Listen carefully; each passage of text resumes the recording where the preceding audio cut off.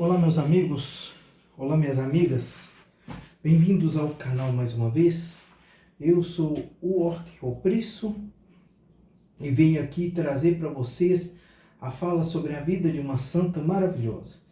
Primeiro, vamos observar a caridade, vamos observar aos necessitados, vamos doar ao convento Cristo Redentor que precisa tanto da ajuda de todos nós.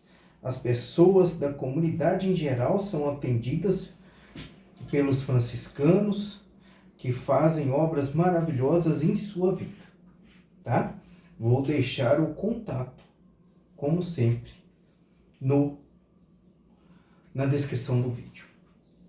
Convido aos senhores, antes de começar a falar da santa, a fazer uma oração da Ave Maria comigo, mas em latim, tá? Em nome do Pai, do Filho e do Espírito Santo. Amém. Ave Maria, gratia plena, Dominus tecum. Benedicta tu in mulieribus et benedictus fructus ventris tui, Iesus. Santa Maria, Mater Dei, ora pro nobis peccatoribus, nunc et in hora mortis nostre. Amém.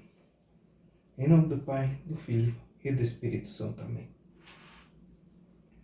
Muito bem, pessoal, falaremos de Santa Catarina, porque vou falar de Santa Catarina hoje. Vou deixar aqui do ladinho, só para mostrar aos senhores.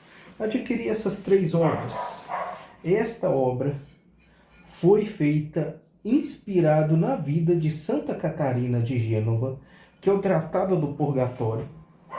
Essa de Santa Franciscana Romana, vou falar dela amanhã, é o Tratado do Inferno.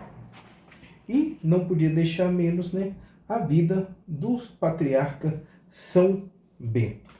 Então, estes livros são livros pequenininhos, tá? E o que eu pretendo fazer com estes livros? Estes livros eu vou estudá-los a fundo, bem a fundo, e vou escrever um estudo sobre estes livros, em especial esses 2 tratados. Vou escrever sobre esses livros, vou comentar sobre esses livros, vou comentar sobre essas obras, e vou criar um texto fundamentado e com bastante visão pessoal, conjugado com a minha vivência espiritual de todos esses anos. Espero que fique uma boa obra e em breve estará disponibilizado para todos. Muito bem, deixa eu colocar minha colinha aqui perto. Muito bem, Santa Catarina, ela teve uma vida muito devotada. Ela era de uma família muito proeminente da Itália. Seu pai foi o vice-rei de Nápoles, tá? Chamado Jacó Fieschi. O nome dela era Catarina Fieschi Adorno. E o pai dela foi vice-rei de Nápoles durante o reinado de Renato de Anjou, rei da Sicília. Com 8 anos de idade, ela já demonstrava aptidões para a vida religiosa. Muito interessada nos mistérios, meditava sobre os mistérios da religião, se comportava um pouco diferente das demais crianças, aparentando um comportamento mais adulto, tá? E em 1460, ela apresentou forte tendência vocacional a entrar para o convento e não foi permitido. A sua irmã, chamada Limbânia, era freira do convento das Agostinianas e Santa Catarina queria entrar para este convento. Só que a sua vida se deu uma reviravolta quando ela fez 16 anos, em 1463. A sua família casou por obrigação com um rapaz chamado Juliano Adorno, por isso ela tem Adorno no nome, para reconciliação e política familiar. Só que esse era um rapaz do mundo. Bebida, mulheres, e ela ficou casada com ele durante 10 anos. E ela sempre teve uma vida de grande respeito, de grande disciplina no casamento, apesar de não receber a recíproca do seu marido. Em 1473, o casamento dela termina após 10 anos. Ele, pelo exemplo dela, se arrepende de todos os pecados e entra para a terceira ordem de franciscanos, tá?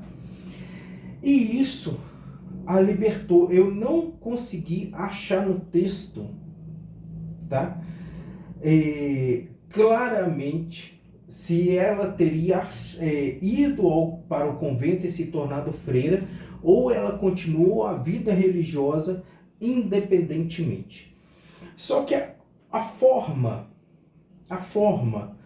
dela adorar, dela viver a religião, era uma forma inusitada. Foi através dessa forma que Deus deu para ela o conhecimento acerca do purgatório. Por quê?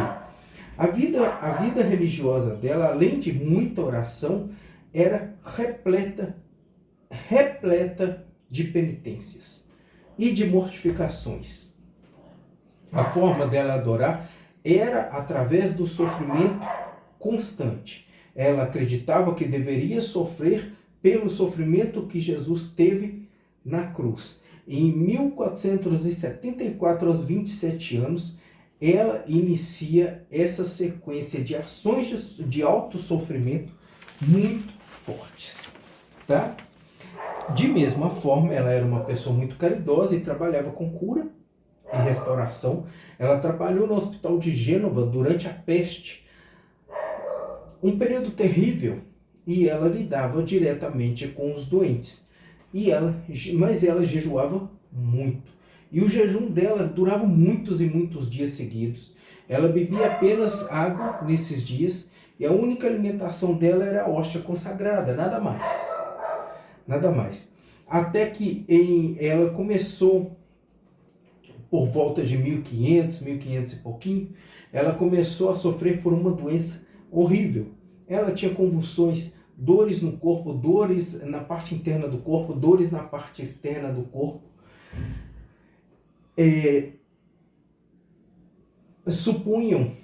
Chegaram a cogitar que a doença fosse de causas sobrenaturais porque os médicos não entendiam. O que transparece é que ela sentiu as dores do purgatório no próprio corpo, em vida. Ela sentia as dores dos santos em sua morte, ela sentiu as dores do purgatório em vida. E isso se fez necessário para que ela entendesse o que é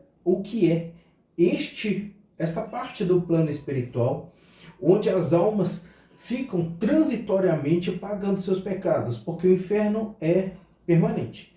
Quem chega no inferno de lá não sai mais. O purgatório é transitório. Fica em sofrimento, sai de lá e vai para o paraíso. Em 1510, ela recebeu a visita de anjos e ficou com esses anjos durante 7 dias. Ela não comia, não bebia, ficava em oração com esses anjos, sendo que em próprio 1510 ela faleceu aos 63 anos. O corpo dela está em Roma até hoje, não sofreu nenhuma modificação de pós-mortem. Quem olha para o corpo de Santa Catarina de Gênova é como se ela estivesse realmente dormindo, tá? A contribuição dela para o conhecimento foi muito grande, porque ela deixou partes de autobiografia, ela deixou escritos, onde ela relata como é o purgatório, como é o sofrimento das almas no purgatório. É até um pouco difícil de diferenciar do inferno, porque o sofrimento é muito grande. E acabou compilando em obras como essa que eu mostrei, como outras obras baseadas nos ensinamentos de Santa Catarina. E esse conhecimento é extremamente importante dentro do pós-vida. Isso ajuda a gente a entender a dinâmica do pós-vida e a dinâmica do pecado.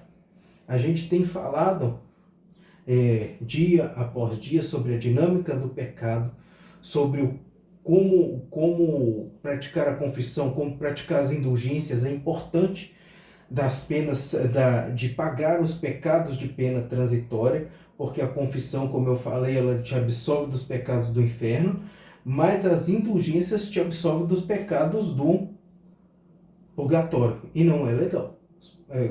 O purgatório não é legal. Com certeza não é nada legal. Tá? Então, gente, essa foi Santa Catarina de Gênova. Vou estudar a obra dela e vou falando para vocês, vou passando alguns insights, alguns flashes, e vou fazendo o estudo sobre a obra dela. Quem sabe depois fica algo bom, a gente lança um livrinho com esse estudo, alguma coisa assim. Então, pessoal, a mensagem de Santa Catarina de Gênova é: o sofrimento é purificador. As penitências são purificadoras. As penitências nos aproximam de Deus e as penitências mostram boa vontade com as coisas de Deus. Queremos algo tão extremo? Não, não queremos algo tão extremo. Queremos nos machucar? Queremos nos comprometer? Comprometer, sim, espiritualmente. Agora, comprometer a integridade física não é isso que Deus quer. Mas a prática das indulgências é algo muito, muito importante.